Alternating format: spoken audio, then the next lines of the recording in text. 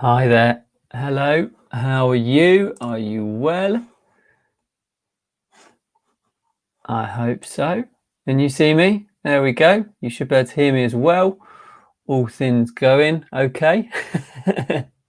How are you doing? It feels like a long time. Hi, Allison. Hello. It feels like a long time since I've joined you here in my sort of office talking about books and stuff. Because I've been away, and last week I was down by the river at 5 o'clock and did a little Facebook Live there. Yeah, it feels good to be back. It feels like a bit of a sort of return, which is great. How are you anyway? I hope you're keeping good. I hope you're keeping well. I hope you've had a good week. If you have just tuned in and you've no idea what you're watching, my name is Luke. Hi, Ian. How are you? I hope you're well as well. My name is Luke. I'm a writer. You can see my books up there on the shelf behind me, 4 of them now.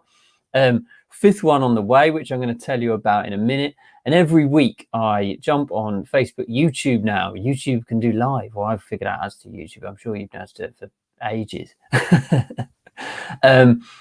Every week I've been doing these almost every Wednesday. A couple of them I had to do pre-recorded because the internet wasn't very good and whatever. But generally I've been joining you once a week just to tell you how I'm getting on, what I've been working on, and those sorts of things.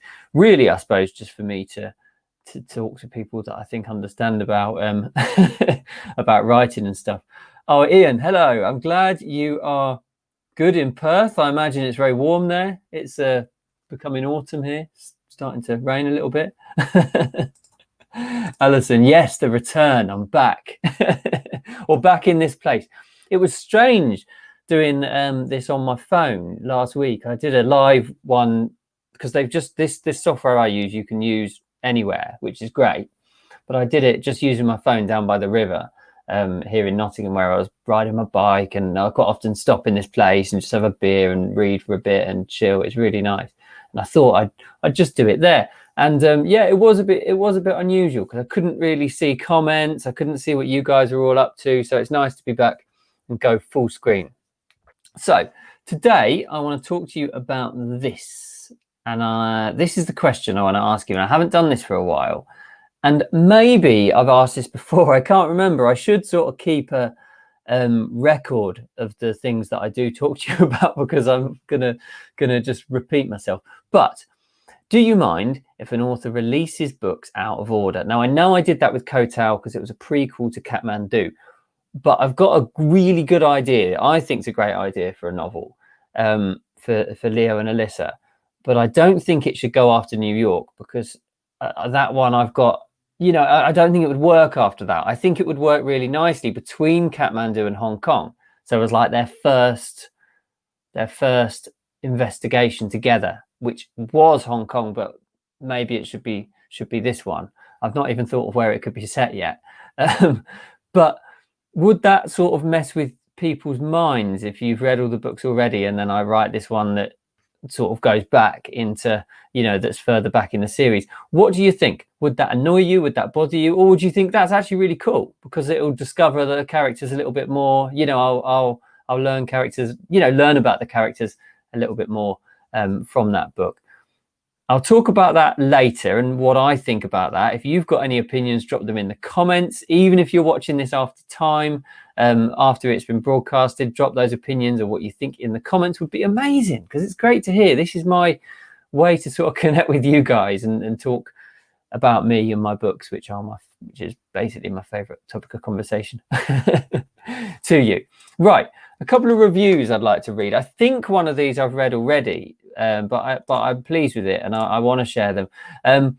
Reviews are really important for a number of reasons, as you know, because I like to read them, obviously, but also they help other people who are on the fence about my writing, who are thinking, yeah, maybe I'll take a chance on that book. They help them sort of take a chance, on a new author, someone who they've not heard of before. This first one's brilliant. Luke Richardson has done the unforgettable. It's taken me by surprise and transported me past my wildest dreams. I thought this book would be about one thing, and I was totally surprised as to where it went. The stirring story of travel, revenge, searching, and disbelief takes you to the back streets of Kathmandu and beyond. If you've not read this book, make an effort to at least start.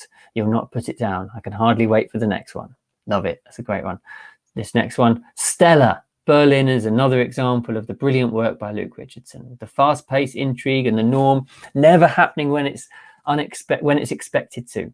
Just when you think you've the plot figured out, the characters spin and the scene to keep you guessing. Putting this book down just won't happen. A must read and looking forward to New York. And the third one, Luke Richardson will rise to the top. Yes! Kathmandu is fast-paced, clever, brilliant, suspenseful and sensational. There's no way to tell what will happen next. So if there's any of my books that you haven't left a review for, I would massively, massively appreciate that. And if you send it over to me on email or here on Facebook or on YouTube or wherever you're watching, I will share that in one of my Facebook Lives. It would be my pleasure to share that in one of my Facebook Lives. So we're going to talk about this in a minute, this topic of conversation. Do you mind if an author releases books out of order? So, you know, I'm thinking of a book that could come earlier in the series. Should I do that, or should I put it at the end? I don't know. I'm open to suggestions on this. I'm going to tell you what I think and why I think that in a minute. So this week has been quite an interesting one. I have finished my first draft of New York, which is the book to follow Berlin, which I'm really, really pleased about. I've enjoyed writing it. It's been, I don't want to give too much away, but I'll tell you what I am going to do, and I'm glad I remembered to say this. What I am going to do, I'm going to read the first 2 chapters next week, but I'm going to share them in my email on Friday. So if you're on my mailing list, you will get the first 2 chapters. What I might do, what I think I'm going to do is read them and record myself reading them and share the video rather than the text. So you'll get a video of me reading them rather than the text on Friday in my newsletter. So if you're not on that mailing list yet, that's where you need to go, lukerichardsonauthor.com, and you'll get the first 2 chapters of New York there. Also, I've been rereading and rereading Kathmandu, because now I've got all the way to New York, which is book 5. I want to go back and just make sure it all makes sense, because there's some things through the books that I put in that I want to check and make sure. You can see I'm up to about page 225, just sort of making some tweaks and all sorts. Yeah, which is good. It's nice to reread the things I haven't visited in a little while. And there's an excerpt from this that I wanted to share with you, actually, because I read it about an hour ago, a couple of hours ago, and was just really, really pleased with it. I thought it's a really nice bit of sort of description, even if I say so myself. So I hope you don't mind that. Maybe you've read the book, maybe you think, you know, you've read the book and know it, maybe you haven't, in which case this is your opportunity to get a sort of jump in. It's quite far in anyway. They leave the hotel and walk side by side through Agra's hurried streets. The smells, colours and vibrancy of India surround them. And as I say, this is from Kathmandu, the first of the novels I've ever written. It's a city like many others, throbbing traffic, spices, gabbling conversation. Up ahead, a long-horned cow saunters across the stream of tourists. Those new to Indian life reach for their cameras. The others sigh and wait for the unique display to pass. Look at that, Maya says, pointing out a sign on a building to the left. Rooftop bar and restaurant, views of the Taj Mahal. Shall we? She says, crossing the road before waiting for a reply. They climb a dusty stairwell. Each floor contains a different guest house or residence. On the final flight, a strip of sky appears above them. Then, standing on the skyline, amid the jumble and tussle of Agra, the Taj reveals herself. Domes and minarets in ivory white take on the changing hue of the glowing air, dazzling, shining as they have every day for almost 500 years. The day is almost up. The oranges of the evening start to glow from the horizon, and long streaks of cloud spread like bunting. Leo and Maya are the only 2 in the rooftop bar. The noise of cutlery, distant chatter, and the growl of the city are the only interruptions. Maya turns to look at the Taj on the skyline. Leo looks at her. Despite his lifelong desire to see the Taj, he knows it's just a building. Buildings don't give people hope or optimism or love. They can inspire it, but those feelings come from others. Watching the pinks of the glow cover her skin, the last of the sun shimmering in her deep, unblinking eyes, Leo loses focus on the marble mausoleum completely. Why do we need to travel at all? It can't be because of the sights and sounds and smells of the place. You can see or smell things anywhere. Is it the people? Not really, because the world is full of people. You can meet new and interesting people every day. Watching Maya blink away the dry evening, Leo knows it's because of the feeling.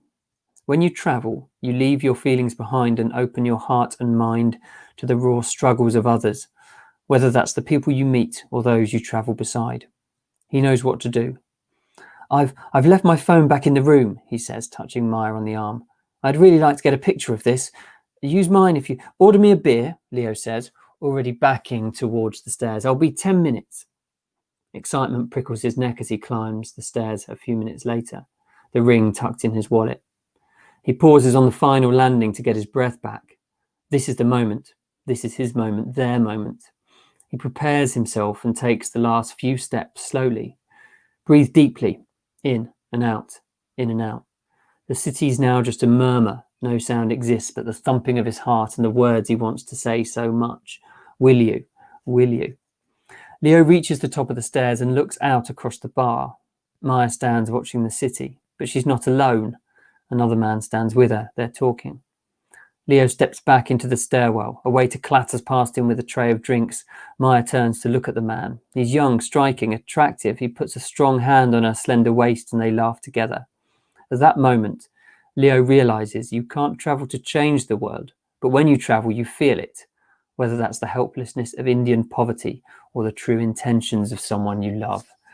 I just like that section. I didn't realize that I'd forgotten all about it, actually, because it's been quite a while since I've read this book and just wanted to share it with you.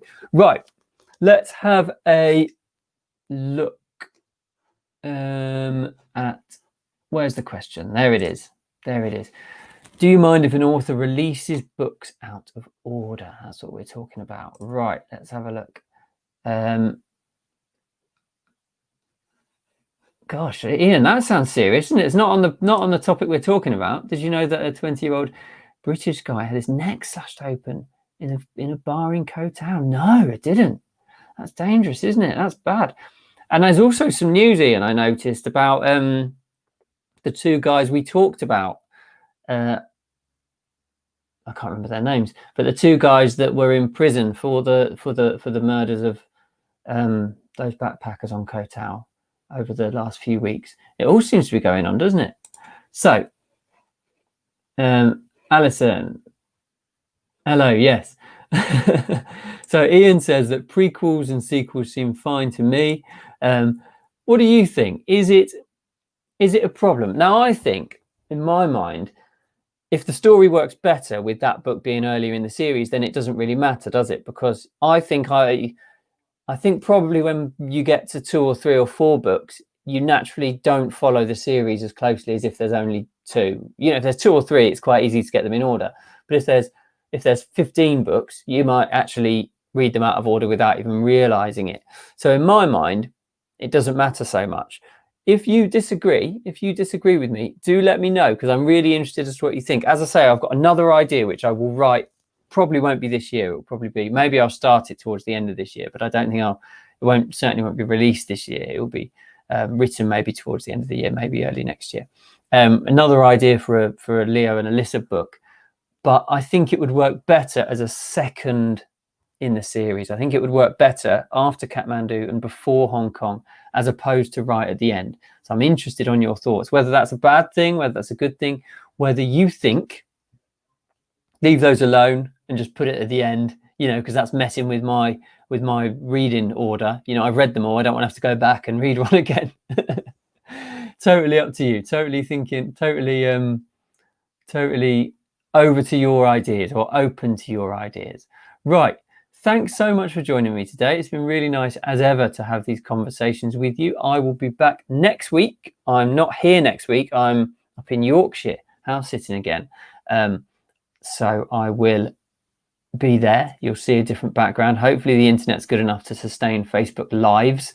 I will attempt to do it on Wednesday at 5, which is the normal time, but I will keep you posted about that. And make sure you check my mailing list on Friday for those first 2 chapters of New York, which I'm going to be sharing.